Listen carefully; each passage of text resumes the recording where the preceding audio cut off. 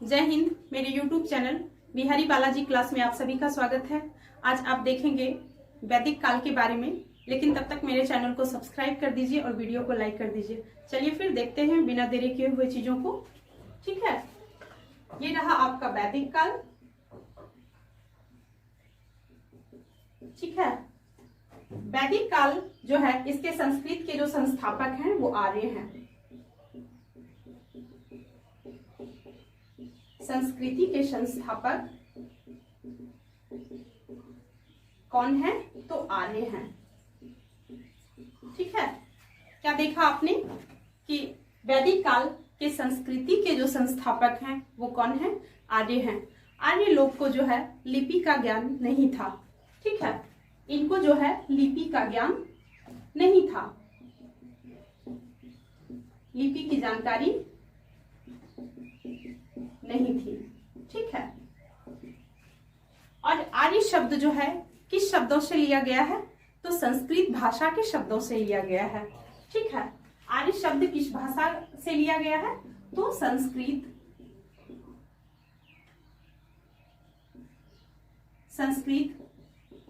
भाषा का शब्द है। ठीक है, और जो वैदिक काल है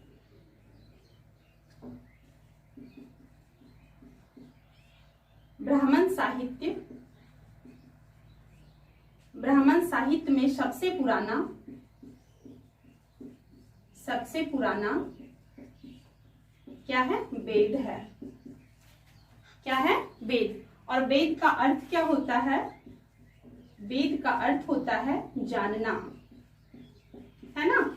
वेद का अर्थ क्या होता है? जानना। किसके बारे में? तो ज्ञान के बारे में जानना।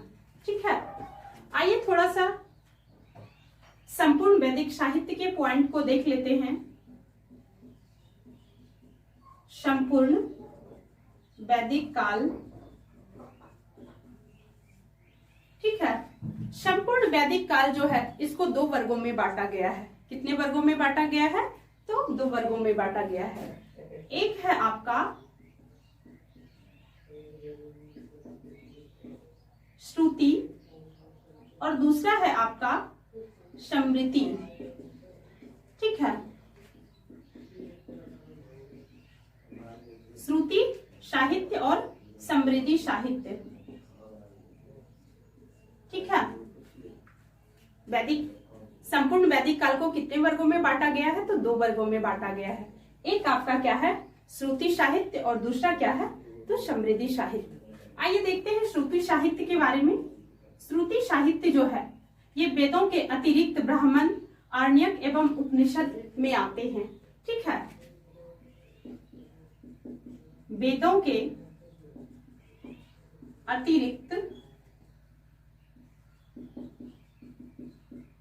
ब्राह्मण एवं आरण्यक उपनिषद में आते हैं।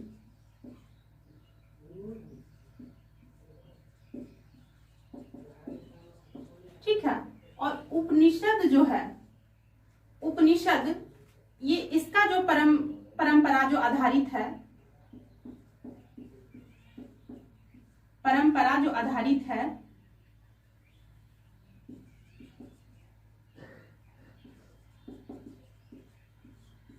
परंपरा आधारित जो है वो किस पे आधारित है? तो भारतीय दर्शन पे आधारित है। भारतीय दर्शन पर आधारित है। किसके ऊपर आधारित है ये? तो भारतीय दर्शन पर आधारित है। क्या? तो उपनिषद। ठीक है, आगे देखते हैं। ये जो है लंबे समय तक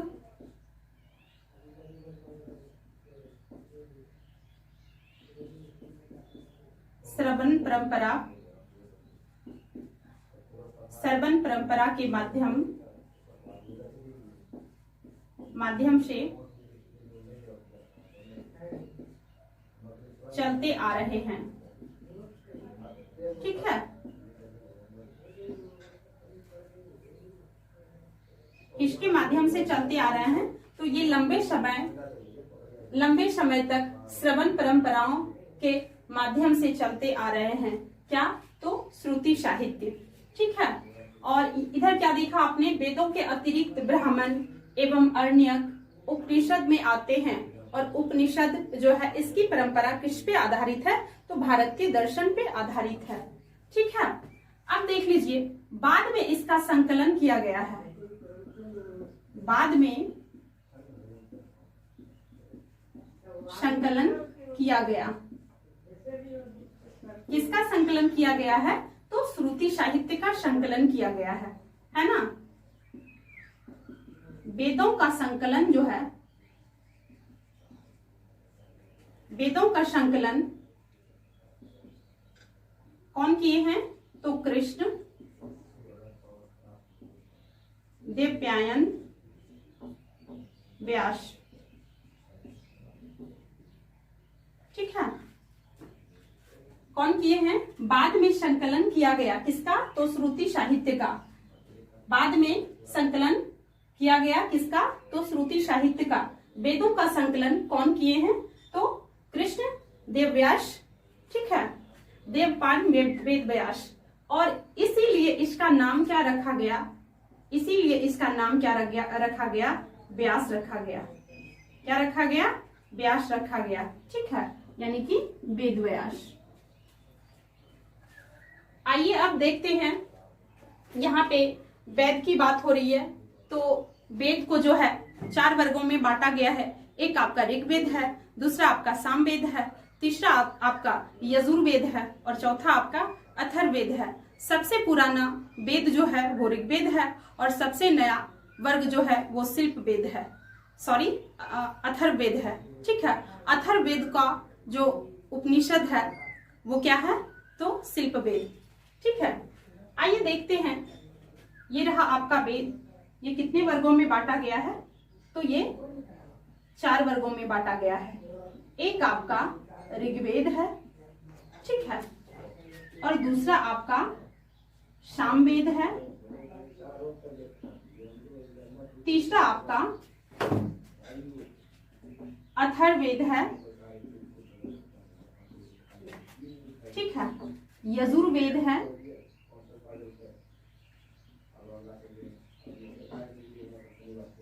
ठीक है। वेद को कितने वर्गों में बांटा गया है? तो 4 वर्गों में बांटा गया है। कौन कौन है?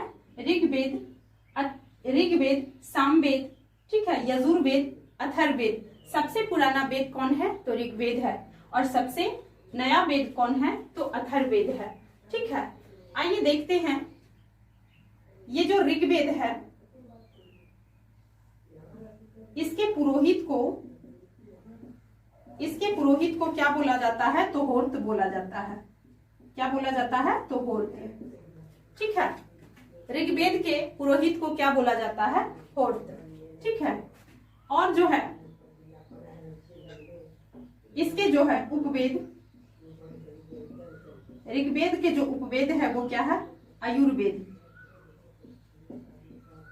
क्या है? आयुर्वेद। ठीक है। आइए, यहाँ पे जगह नहीं है, इधर ले लेते हैं। ठीक है। इसके जो ब्राह्मण ग्रंथ है वो क्या है? ऐत्रेय ब्राह्मण और कौशिकी। ठीक है। इसमें इसका वर्णन मिला है। अब देख लीजिए, उपनिषद जो है, ऋग्वेद का उपनिषद क्या है? तो ऐत्रेय है और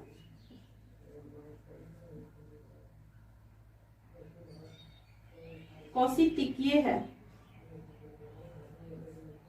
ठीक है। आइए फिर से जान लेते हैं, ऋग्वेद के पुरोहित को क्या बोलते हैं?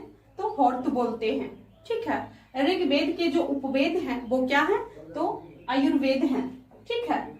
इसके जो ब्राह्मण ग्रंथ है तो ऐत्रेय ब्राह्मण ग्रंथ है और कौशिकीय है, और इसके जो उपनिषद हैं ऐत्रेय है और क्या है? कौशिकी है। अब देख लेते हैं सामवेद का उपवेद क्या होता है। यहाँ पे जगह नहीं है, थोड़ा इसको नीचे कर लेते हैं। ठीक है।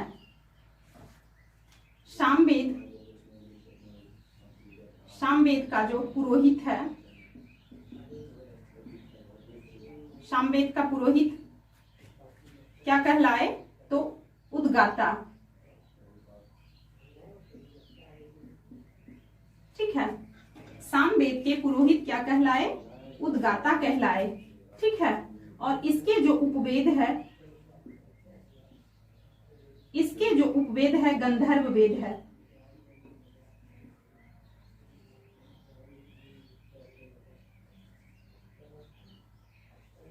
गंधर्व वेद। ठीक है, थोड़ा सा जगह कम है। और इसके जो ब्राह्मण ग्रंथ है, ठीक है, वो आपका क्या है? तो जेमिनी है, तांडय है। ठीक है, तांडय है।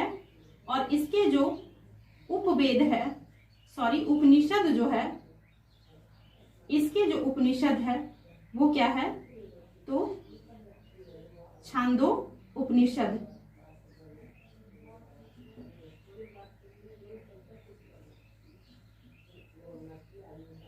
छांदो उपनिषद किसका है? सामवेद का पुरोहित क्या कहलाते हैं? उद्गाता कहलाते हैं। इसके जो उपवेद हैं क्या है? गंधर्व वेद हैं, है ना। ब्राह्मण ग्रंथ जो है सामवेद का वो जेमिनी है, तांडे है। और इसके जो उपनिषद है छंदो उपनिषद है। ठीक है, आइए देख लेते हैं अथर्ववेद के बारे में। इधर यजुर्वेद इधर समझा देते हैं। ठीक है, उधर जगनी है, यजुर्वेद।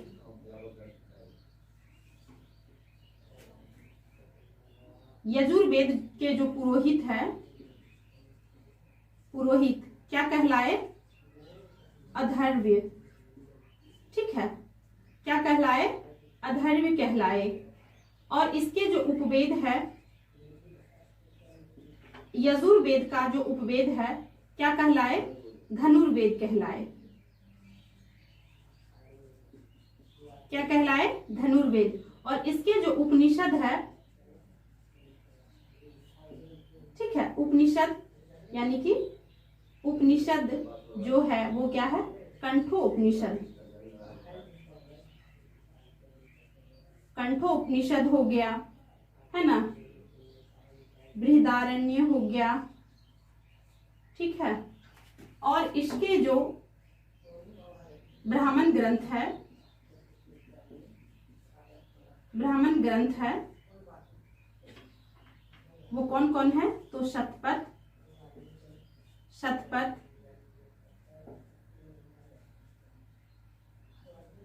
तैत्तिरीय।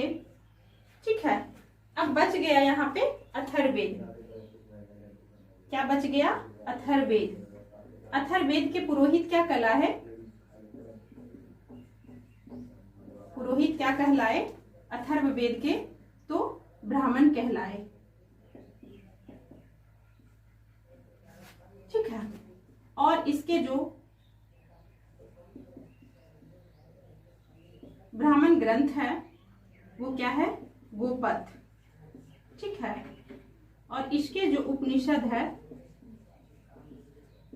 इसके जो उपनिषद है मुंडको उपनिषद है।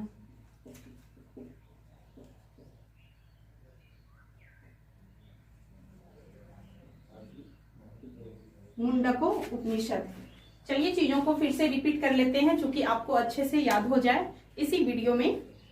और आई प्रॉमिस कि ये चीजें आपको बहुत अच्छे से समझ में आ जाए, लेकिन आप मेरे साथ चीजों को रिपीट करेंगे तब। ठीक है, तो हमें लगता है कि आप मेरे साथ रिपीट जरूर करेंगे। ठीक है, चलिए देखते हैं क्या देखेंगे। तो वैदिक काल, वैदिक काल के जो संस्कृत के संस्थापक है वो कौन है? तो आर्य हैं। और आर्य जो है, आर्य लोग को जानकारी किस चीज की नहीं थी? तो लिपि की जानकारी नहीं थी। संस्कृत भाषा का शब्द क्या है? आर्य है। ठीक है, और वैदिक काल का जो है ब्राह्मण साहित्य में सबसे पुराना वेद जो है ये 4 वर्गों में बांटा गया है। एक आपका ऋग्वेद है, दूसरा आपका यजुर्वेद है, तीसरा आपका सामवेद है और अथर्ववेद है। ठीक है, ऋग्वेद को सबसे पुराना माना गया है वेद। ठीक है, और ऋग्वेद के पुरोहित क्या कहलाते हैं? तो होर्त कहलाते हैं। ठीक है, और उपवेद, ऋग्वेद के उपवेद क्या कहलाए? आयुर्वेद कहलाए। ठीक है, और देख लीजिए ऋग्वेद के ब्राह्मण ग्रंथ जो है ऐत्रेय है, कौस्तकी है, और ऋग्वेद के उपनिषद जो है ऐत्रेय और कौस्तकी है। ठीक है, आइए देख लेते हैं सामवेद। सामवेद के जो पुरोहित है उद्गाता कहलाए, और उपवेद जो है इसके गंधर्व वेद है, और ब्राह्मण ग्रंथ जो है इसके जैमिनी है, तांडे है, और इसके जो उपनिषद हैं छंदको उपनिषद है। ठीक है, आइए इधर देख लेते हैं यजुर्वेद। ठीक है, यजुर्वेद, यजुर्वेद के जो पुरोहित है वो अथर्व कहलाए, और इसके जो उपवेद है वो क्या कहलाए? तो धनुर्वेद कहलाए। इसके जो उपनिषद है किसके? सामवेद के, कंठो उपनिषद और बृहदारण्यक कहलाए। ठीक है, ब्राह्मण जो है सतपथ है ना, और उसके बाद क्या है? तैत्तिरीय है। अथर्ववेद में आपने क्या देखा? तो अथर्ववेद के पुरोहित क्या कहलाते हैं? ब्रह्मा कहलाते हैं, और इसके जो ब्राह्मण ग्रंथ है वो गोपथ है, और उपनिषद जो है मुंडको उपनिषद है। ठीक है, और आपने इधर क्या देखा? संपूर्ण वैदिक काल जो है कितने वर्गों में बांटा गया है? तो 2 वर्गों में बांटा गया है। एक आपका क्या है? तो श्रुति साहित्य है, दूसरा आपका समृद्धि साहित्य है। ठीक है, और श्रुति साहित्य में आपने क्या देखा? तो वेदों के अतिरिक्त ब्राह्मण एवं आर्ण्यक उपनिषद में आते हैं, है ना, और उपनिषद के परंपरा किसके ऊपर आधारित है? तो भारत के दर्शन पे आधारित है। ठीक है, इधर आपने क्या देखा? ये लंबे समय तक श्रवण परंपराओं के माध्यम से, किसके माध्यम से? तो ये लंबे समय तक श्रवण परंपरा के माध्यम से चलते आ रहा है। कौन? तो श्रुति साहित्य। ठीक है, तो चलिए इस टॉपिक को यहीं पे विराम देते हैं, लेकिन आप मेरे वीडियो को लाइक करना मत भूलिएगा। चलिए फिर अगले वीडियो में मिलते हैं, तब तक के लिए धन्यवाद। जय हिंद। हंसते रहिए, मुस्कुराते रहिए, हमेशा खुश रहिए।